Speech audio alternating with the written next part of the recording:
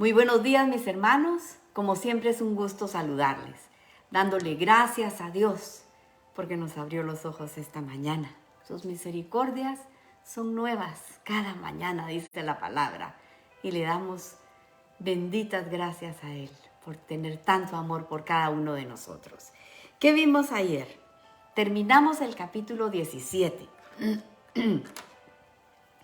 y aprendimos la importancia de que el rey que se sentara en el trono estudiara la palabra y la escribiera a mano, una copia de la ley, fíjese, para que pudiera conocer la ley de Dios como la conocían los levitas, ¿verdad? Que la estudiaban, para que a la hora de hacer juicios, él pudiera aplicar la justicia justamente. Vimos cómo el rey Salomón, fíjese, el hombre más sabio que ha existido, lo cegó la riqueza y el amar muchas mujeres, inclinó, fíjese, su corazón al mal. Y en los últimos días de su vida, ya viejo y cansado, escribió el libro de Eclesiastés. Y leamos lo que dice en el último capítulo 13, el verso 13 también dice: el fin de todo discurso oído es este: teme a Dios y guarda sus mandamientos, porque esto es el todo del hombre. Porque Dios traerá toda obra a juicio, juntamente con todas las cosas con toda cosa encubierta, sea buena o sea mala. Mire, en otras palabras, está diciendo: eché a perder mi vida por no obedecerle a Dios, por no hacer las cosas como Dios me dijo, eché a perder mi vida. Pero ustedes hagan lo que yo no hice. Oigan, presten atención y obedezcan la palabra de Dios. Y fíjese que Jesús en Juan 15, del 4 al 5, dijo: yo soy la vid y vosotros los pámpanos. El que permanece en mí y yo en él, este lleva mucho fruto, porque separados de mí, nada podéis hacer. Mire, la única manera de temerle a Dios es estar en la palabra, día y noche, meditando su palabra. Fíjese, esto produce el temor a Dios en nosotros. Porque, como dice el proverbio, el principio de la sabiduría es el temor al Señor. Para que no se eleve nuestro corazón, porque somos dados a eso, a elevarnos sobre nuestros hermanos y nos apartemos del mandamiento, ni a diestra ni a siniestra. El consejo de Salomón es claro. Fíjese, la palabra de Dios es lo único que nosotros podemos estudiar día y noche, porque trae bien a nuestra vida.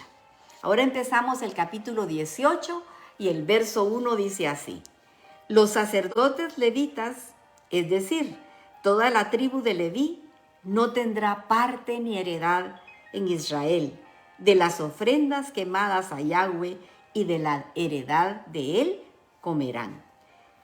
A los sacerdotes les tocó la mejor parte, fíjese, porque Yahweh es su heredad, dice la palabra, de todo lo que le presentara el pueblo en sacrificio, de eso ellos iban a comer.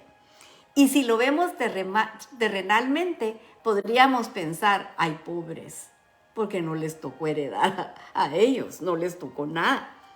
Fíjese, pero en realidad les tocó lo mejor, fíjese. Los tesoros eternos de Dios, les tocó estudiar la palabra del Señor. El verso 2 dice: no tendrán pues heredad entre sus hermanos.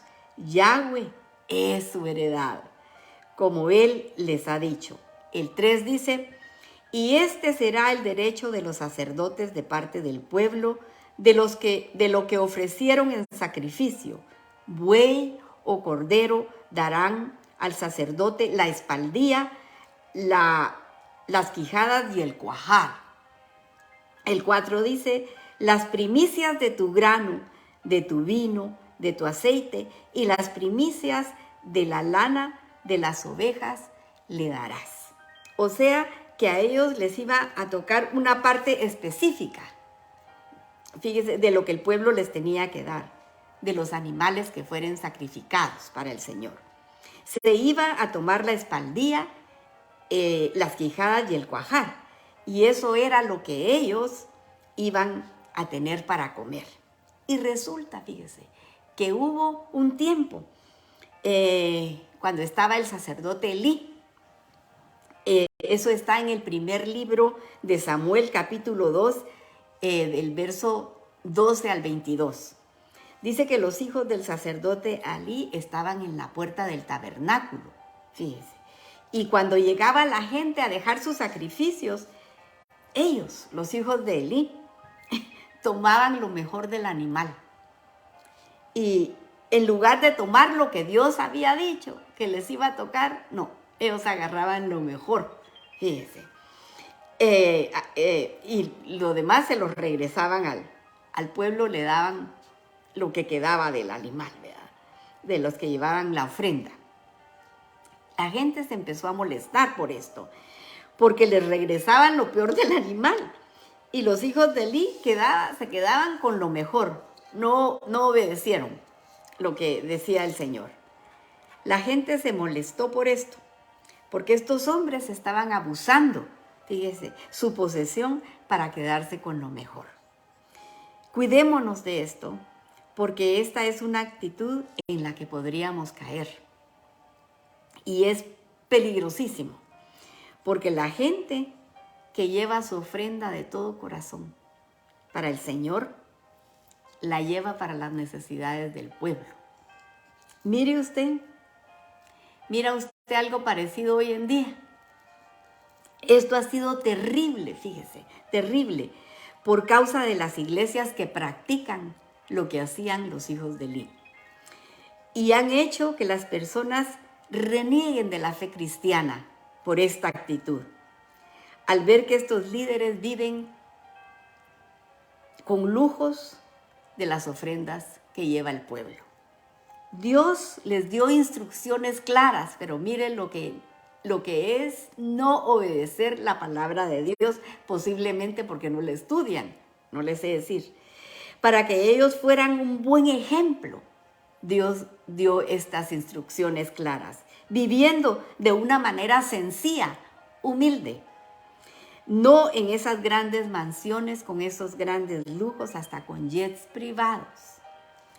Y esto ocasiona que las personas lo noten y renieguen de la fe. Miremos la diferencia con el apóstol Pablo. Pablo, despidiéndose de los ancianos de Éfeso, en Hechos 20, del 30 al 38, le leo lo que dice. Ni plata, ni oro, ni vestido de nadie he codiciado, dice Pablo. Antes, vosotros sabéis que para lo que me han sido necesario a mí y a los que están conmigo, estas manos me han servido. En todo os he enseñado que trabajando así se debe ayudar al necesitado.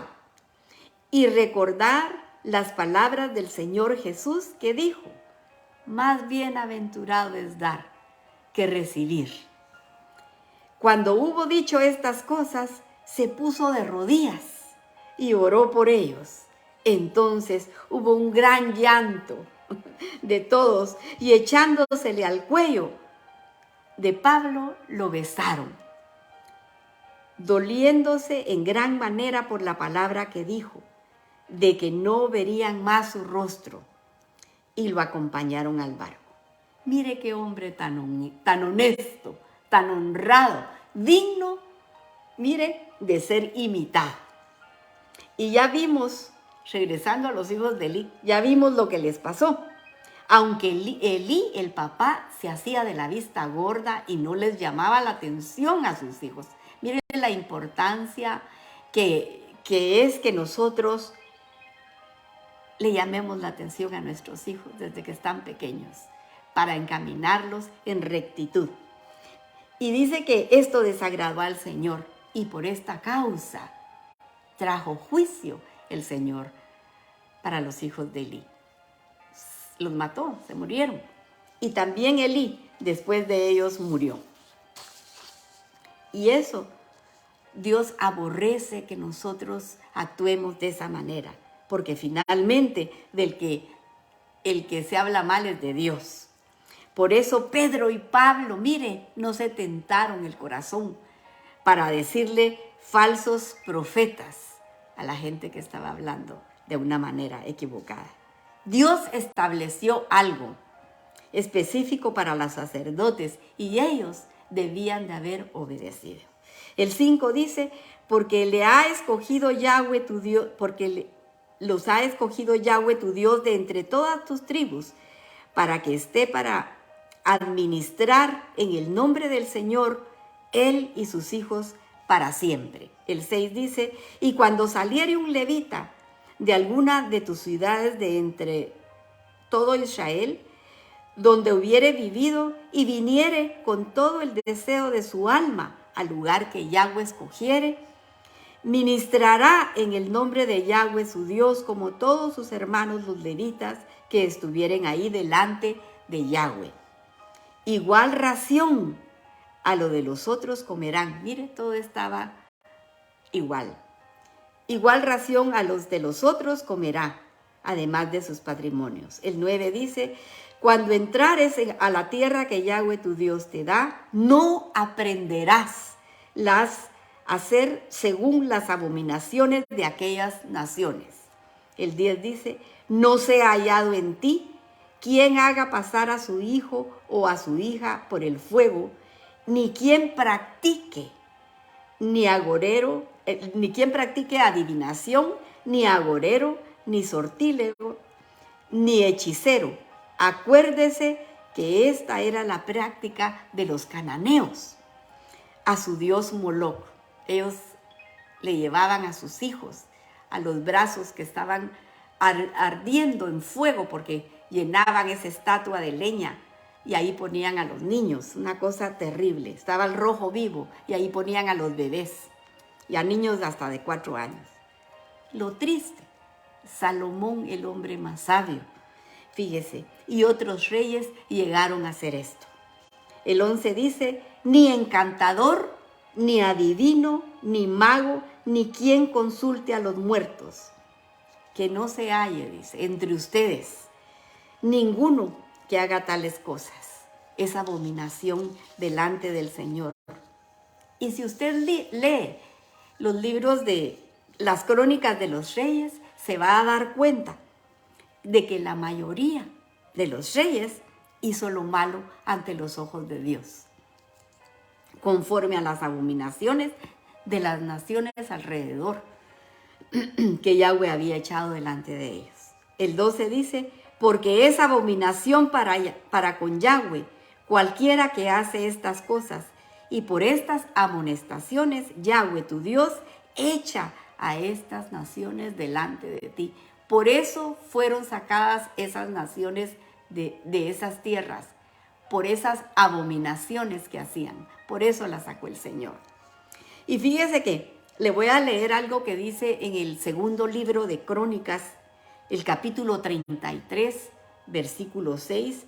Mire cómo dice del rey Manasés. Dice, edificó asimismo altares a todo el ejército de los cielos en los 2 atrios de la casa de Yahweh, y pasó sus hijos por fuego en el valle del hijo de Hinnom, y observaba los tiempos, miraba en agüeros, era dado a la adivinación, y consultaba adivinos y encantadores, y excedió a hacer lo malo ante los ojos de Yahweh hasta encender su ira. Además de esto, puso una imagen de fundición que hizo en la casa de Dios, de la cual había dicho Dios a David y a Salomón, su hijo: en esta casa y en Jerusalén, la casa que yo elegí sobre todas las tribus de Israel, pondré mi nombre para siempre. Y nunca más quitaré el pie de Israel de la tierra que yo entregué a vuestros padres, a condición de que guarden y hagan todas las cosas que yo les he mandado, toda la ley, los estatutos y los preceptos por medio de Moisés.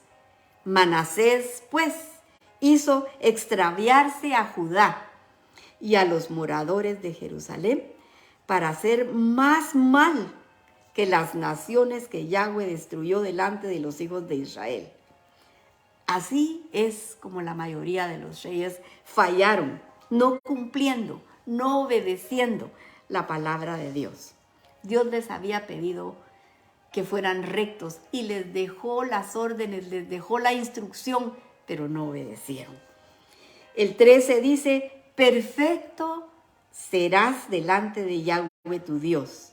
Y el 14 dice: porque estas naciones que vas a heredar, a agoreros y adivinos oyen, mas a ti no te ha permitido esto Yahweh tu Dios.